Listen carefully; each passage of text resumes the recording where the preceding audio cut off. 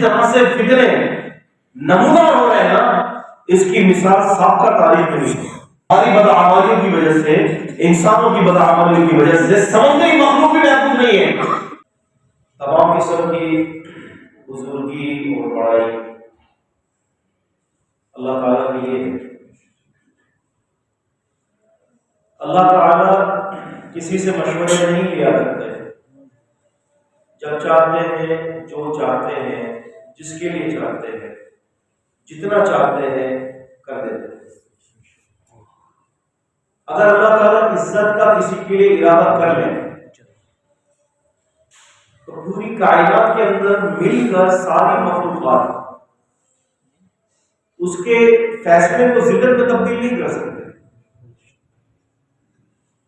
اور اگر اللہ تعالیٰ ہی کسی کے لیے ذلت کا ارادہ کر لیں تو پوری کائنات کے لوگ مل کر اس کے ارادے کو عزت میں تبدیل نہیں کر سکتے۔ وَتُعِزُّ مَن تَشَاءُ وَتُذِلُّ مَن تَشَاءُ بِيَدِكَ الْخَيْرُ۔ سورہ آل عمران سورہ نمبر 3 کی آیت نمبر 27 میں فرمایا کہ اللہ تعالیٰ آپ جس کو چاہے عزت دے دیں، جس کو چاہے ذلیل کر دیں۔ اور اس دنیا نے ہمیں ایسے بھی نقشے دکھائے کہ بندہ عزت کے نقشے میں ذلیل ہوا اور ذلت کے نقشے میں اللہ تعالیٰ نے عزت کے فیصلے کر دیے۔ آپ دیکھیں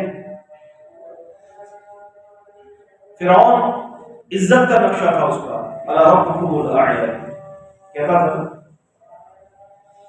میں تمہارا رب ہوں، اور پاور کتنی تھی، یذبحون ابناءکم ویستحیون نساءکم وفی ذلکم بلاء من ربکم عظیم۔ تمہارے بیٹوں کو قتل کرنے کی پاور تھی اس کے پاس۔ اب اس عزت کے نقشے میں سے اللہ نے کیسا ذلیل کر دیا کہ قیامت تک کوئی شخص بھی اپنے بچے کا نام فرعون نہیں رکھتا، عزت کے نقشے سے ذلیل کر دیا۔ اور ذلت کے نقشے سے کیسی عزت دیتے ہیں، سبحان اللہ۔ موسیٰ علیہ السلام کو اس نے بہت ذلیل کرنے کی کوشش کی اور موسیٰ علیہ السلام کے دلائل کو ڈسپروو کرنے کی کوشش کی، اگنور کرنے کی کوشش کی، لیکن اللہ تعالیٰ نے اس ذلت کے نقشے سے سیدنا موسیٰ علیہ السلام کو کیسی عزت بخشی کہ قیامت تک کوئی مسلمان نہیں ہو سکتا جب تک کہ وہ تمام نبیوں کے ساتھ موسیٰ علیہ السلام پر بھی ایمان نہ لائے۔ ذلت کے نقشے سے عزت دینا، عزت کے نقشے سے ذلیل کر دینا، یہ اللہ تبارک و تعالیٰ جب چاہتے ہیں، اس کے لیے چاہتے کر دیتے ہیں۔ درود و سلام اور رحمتیں و برکتیں ہوں امام الانبیاء جناب محمد رسول اللہ صلی اللہ علیہ وسلم کا، جن کو اللہ تعالیٰ نے تمام جہانوں کے لیے رحمت بنا کر بھیجا، اور آپ صلی اللہ علیہ وسلم تمام جہانوں کے لیے رحمت تو تھے لیکن خصوصاً ایمان والوں کے لیے ایک عظیم نعمت ہے۔ قرآن مجید نے سورہ آل عمران سورہ 3 کی آیت نمبر 164 میں فرمایا لقد من الله على المؤمنين إذ بعث فيهم رسولا من أنفسهم يتلو عليهم آياته ويزكيهم ويعلمهم الكتاب والحكمة وإن كانوا من قبل لفي ضلال مبين۔ اللہ تعالیٰ نے ایمان والوں پر تو بہت بڑا احسان کر دیا کہ انہی میں سے رسول بھیج دیا۔ پتہ چلا رسول جو ہوتا ہے وہ انسان کے جنس سے ہوتا ہے، انہی میں سے رسول بھیجا، فرشتوں میں سے رسول نہیں بھیجا۔ یعلمهم الکتاب والحکمہ، کتاب کی تعلیم دیتے، ویزکیہم، ان کو پاک کرتے، ویعلمهم الکتاب والحکمہ، ان کو کتاب اور حکمت کی عظیم تعلیم سے آراستہ کرتے ہیں۔ وَإِنْ كَانُوا مِن قَبْلُ لَفِي ضَلَالٍ مُبِينٍ، اور رسول اللہ صلی اللہ علیہ وسلم کے آنے سے پہلے یہ سارے کلی گمراہ ہوتے ہیں۔ تو درود ہو، سلام ہو، رحمتیں ہو، برکتیں ہو جناب محمد رسول اللہ صلی اللہ علیہ وسلم پر، بلکہ اللہ تعالیٰ کے تمام نبیوں پر اللہ تعالیٰ کی رحمتیں ہو، برکتیں ہو، اللہ تعالیٰ رحم فرمائے ہر اپنے نیک بندوں اور ہر اپنی نیک بندیوں پر۔ نزول کے اعتبار سے سب سے پہلی سورت سورہ علق، نزول کے اعتبار سے سب سے پہلی سورت، اور موجودہ ترتیب کے اعتبار سے سورت نمبر 96 سورہ علق۔ اس سورت کے اندر کچھ باتیں ہیں جو سمجھنے کی ہیں،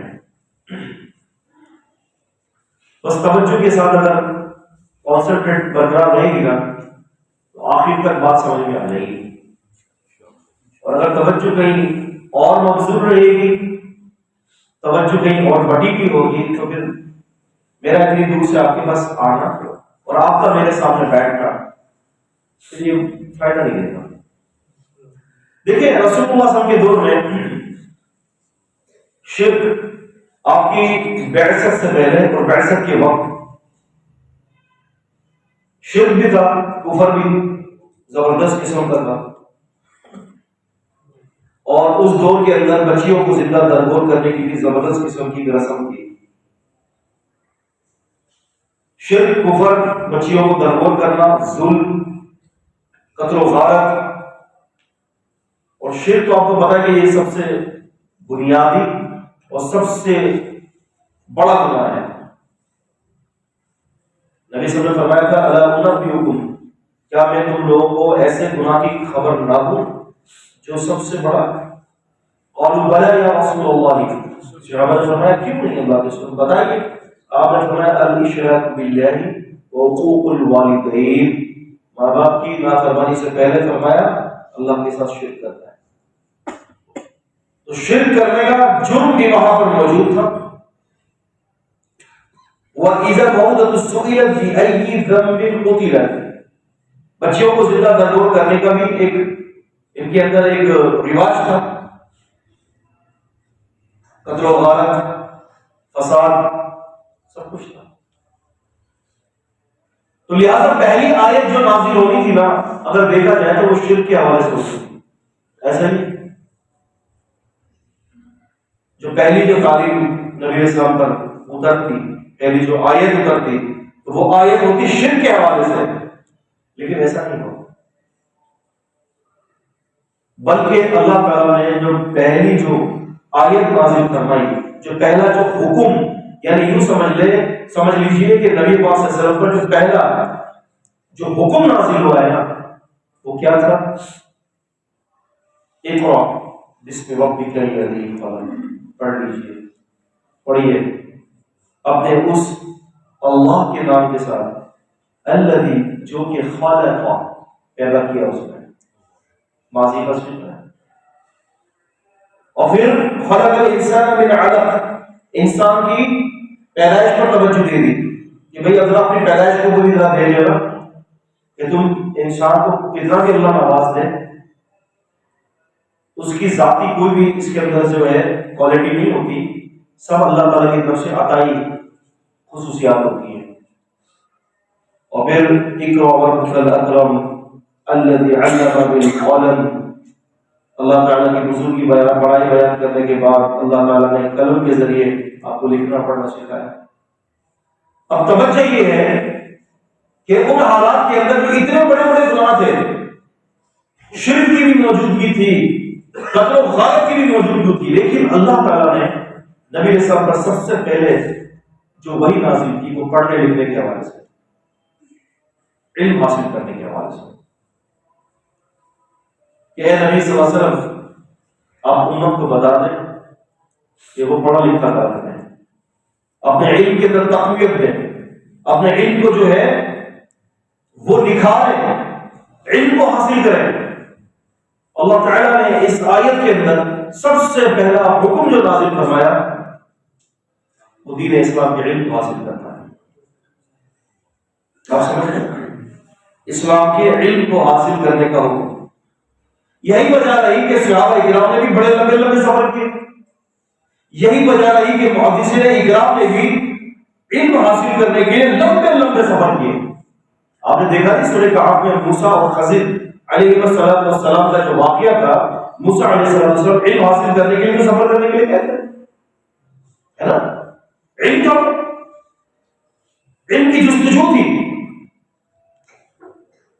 اور محدثین اکرام نے اس کے اوپر کتابیں لکھی ہیں اس مسئلے پر. الرحلہ فی طلب الحدیث، اور رحلہ کہتے ہیں سفر کرنے کو، علم حدیث کو حاصل کرنے کے لیے سفر کرنا. لمبے لمبے سفر کیے، 4 مہینے، 5 مہینے، 6 مہینے کے لمبے لمبے سفر ہیں. اس لیے بھائی علم دین حاصل کرنا ہے. کیوں؟ علم دین ایک واحد ایسی چیز ہے جو آپ کو دنیا اور آخرت کے فتنوں سے محفوظ رکھ سکتی ہے. آپ دنیا کی کتنی بڑی آپ ڈگری لے رہے ہیں، دنیا کی جو سب سے ہائی لیول کی ڈگری ہے نا، آپ اس کو لے آئے اور اپنے پیشانی پر سجا دیں اس کو. اللہ جانتا ہے کہ وہ ڈگری آپ کو دنیا اور آخرت کے فتنوں سے نہیں بچا سکتی. اگر کوئی ڈگری آپ کو دنیا اور آخرت کے فتنوں سے بچائے گی تو وہ قرآن اور حدیث کی جائے گی.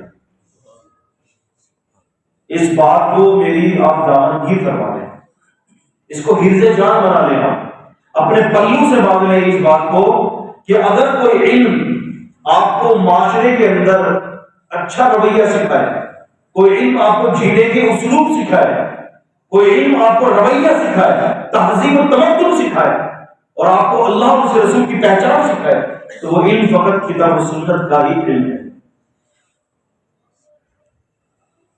اور آپ دیکھیں نا، رسول اللہ صلی اللہ علیہ وسلم کے دور سے لے کر قیامت تک کے حوالے سے کتنے بڑے بڑے فتنے، علمی طور پر بھی، اساسی طور پر بھی، سیاسی طور پر بھی، ہر اعتبار سے اس امت کے اندر علمی فتنے جو ہے وہ نمودار ہوئے تھے، ہو رہے اور ہوتے رہے تھے. لیکن آیا ان سے بچاؤ کی تدابیر کیا ہے؟ ان سے بچاؤ کی تدابیر کے ساتھ ساتھ وہ کون سے ایسے عوامل ہیں کہ جس کو کرنے کے بعد بندہ جو ہے وہ ان گمراہیوں سے بچ سکے. اور اس کا ایک ہی جواب دیا کہ جب آدم علیہ السلام کو دنیا میں نازل کیا، اول روز سے اترے آدم علیہ السلام جنت سے دنیا میں، اور فرمایا کہ فَإِمَّا يَأْتِيَنَّكُم مِّنِّي هُدًى فَمَن تَبِعَ هُدَايَ وَلَا خَوْفٌ عَلَيْهِمْ وَلَا هُمْ يَحْزَنُونَ.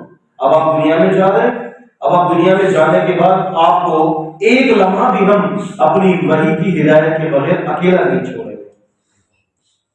اب آپ کے اوپر ہم وحی اتاریں گے، اب آپ کے اوپر ہم اپنے سارے میسیجز دیں گے، ہم آپ کو جو ہے ہر اعتبار سے جو ہے شعور آپ کے قلب کے اندر پیدا کریں گے، اور آپ کو ہم بتائیں گے کہ اب آپ کو زندگی کیسے گزارنی ہے. اللہ تعالیٰ نے روز اول سے ہی انسانوں کو بغیر وحی کے زندہ رہنے نہیں دیا. پہلے روز سے ہی وحی اتر گئی.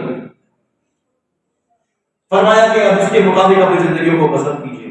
اور اگلی آیت میں فرمایا وَالَّذِينَ كَفَرُوا وَكَذَّبُوا بِآيَاتِنَا أُولَٰئِكَ أَصْحَابُ النَّارِ هُمْ فِيهَا خَالِدُونَ. اب جو اس وحی سے منہ موڑے گا وہ جہنم میں. اب اگر ہم بات کرتے ہیں علمی فتنوں کی، دیکھیں موجودہ دور کے اندر، پچھلے دور میں تو تاریخیں بڑی بڑی ہیں فتنوں کی کہ کس قسم کے فتنے نمودار ہوئے، لیکن آج کے دور میں جس طرح سے فتنے نمودار ہو رہے ہیں نا، اس کی مثال سابقہ تاریخ میں نہیں ہے. آپ سمجھ، اس کی مثال سابقہ تاریخ سے نہیں ہے. یعنی اتنا زیادہ ان فتنوں کو آسان کر دیا گیا ہے کہ ہر گھر میں، ہر جیب میں، ہر ہاتھ کے اندر ایک شدید قسم کا فتنہ ہوتا ہے.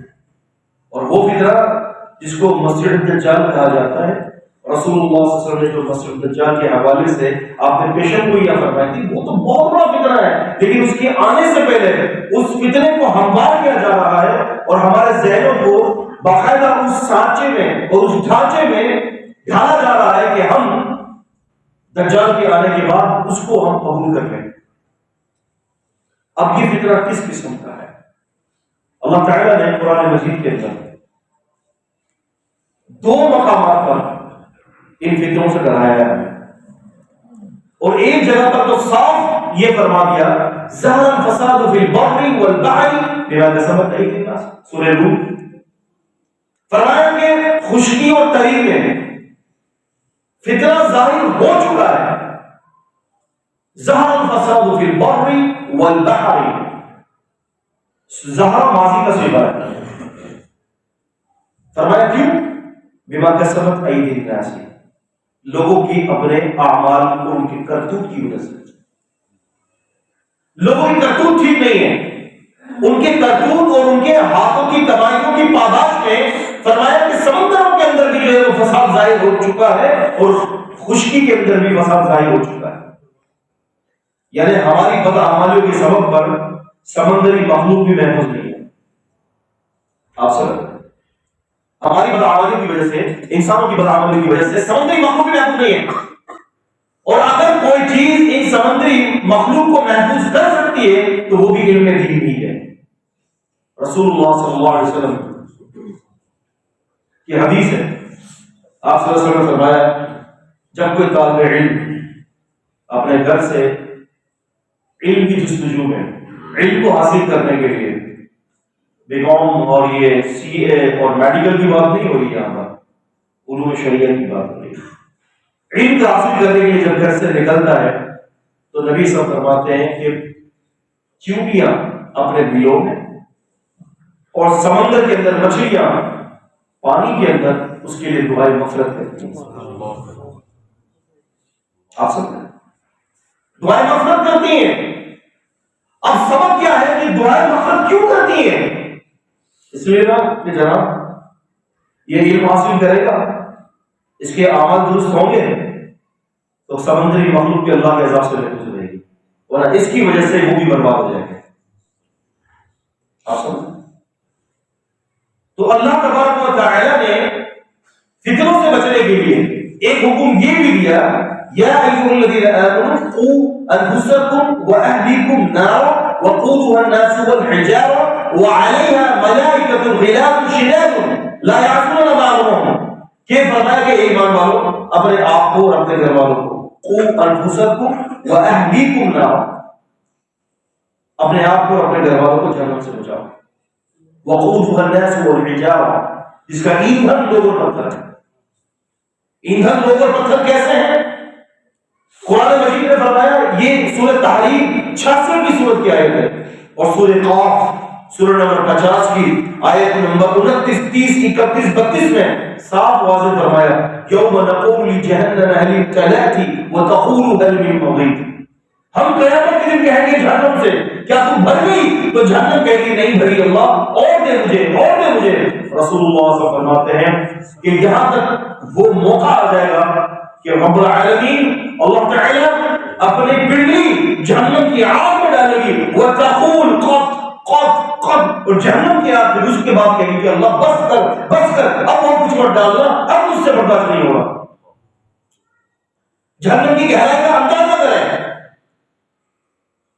ہم تو جہنم کی بات سن کر یوں گزر جاتے ہیں کہ نبی کریم صلی اللہ علیہ وسلم شفاعت کریں گے،